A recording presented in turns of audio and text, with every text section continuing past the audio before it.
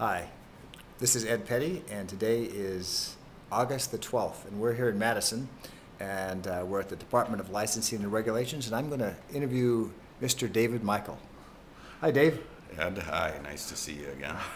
Here at the Department of Regulation and Licensing in Madison. We just had a very exciting day. It was the Chiropractic Examining Board meeting. It was also billed as Russ Leonard versus Celia Cooper, the executive director of the WCA and the Secretary of State for the Department of Regulation and Licensing. Well, Dave, why are we here today? Well, we're here for a number of reasons. Number one, because Petty Michel & Associates, the state's largest and only chiropractic management group that deals specifically with chiropractors, is here representing our 100 and so clients in the state of Wisconsin and their concerns with the new regulations that were passed in the middle of the night in the budget bill by the WCA. In the middle of the night? In the middle of the night. It was actually inserted into the budget bill at 1 a.m. from everything that I've heard. And Russ has admitted that it was without any input from the members of the Wisconsin Chiropractic Association, the Chiropractic Examining Board, the Department of Regulation and Licensing, or the public. Which was kind of interesting. And he said something today about why he didn't do that, why he didn't collaborate. Well, he didn't collaborate with the Department of Regulation and Licensing according because to he him, said, according to him, he does not trust the Department of Regulation and Licensing, which is interesting because they do test and regulate all professions in the state, from surgeons to dentists to massage therapists to veterinarians. Interesting. So again, so we're here. And you gave a presentation. I did. I gave a presentation on the new regulations involving copays. I offered to assist the board, as we have with the Massachusetts Chiropractic Examining Board, in developing regulations for this.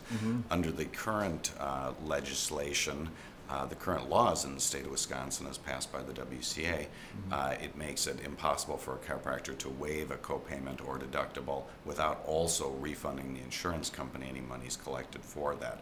There's no exception for financial hardship. There's no exception for Medicare or Medicaid, which is allowed under federal guidelines and federal statutes as well.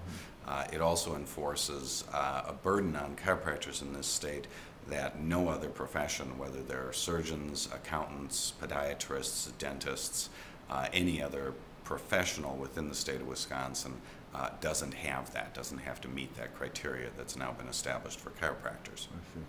What Russ said was this is aimed at the few chiropractors in the state that routinely waive copayments and deductibles. What the law says is that it applies to everyone.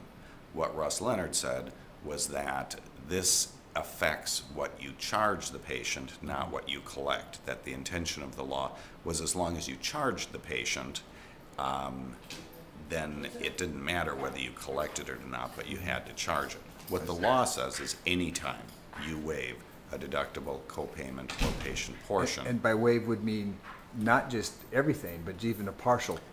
Any portion thereof, correct. Now, Russ also said, because he was challenged by Steve Conway on the board about the definition of waive, what that means. And Russ hemmed and hawed a bit on that and said that perhaps there could be a regulation that defines what waive means. Other states have simply adopted a reasonable effort standard, where you have to make a reasonable effort to collect the deductible and copayment, which does make sense. The other thing that was a bit confusing and that I tried to clarify in my presentation was, at several points, some of the board members or Russ said that it's a violation of law already in the insurance industry to not collect these. That, in fact, isn't true. There is no federal or state law that says you have to collect the deductible and copayment for a patient. Otherwise, every hospital in the country would be out of business by now. There are contracts that providers have with managed care organizations. We reviewed 15 of those contracts with the major providers of managed care within the state of Wisconsin. None of them state that you have to collect the deductible and copayment or the patient portion. They all say you have to make a reasonable effort, or it's up to the provider to collect from the patient portion.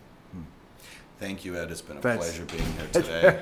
Thank you. And as always, keep the rubber side down, and we're off to Davenport. Okay, great. Thanks, Dave. You bet.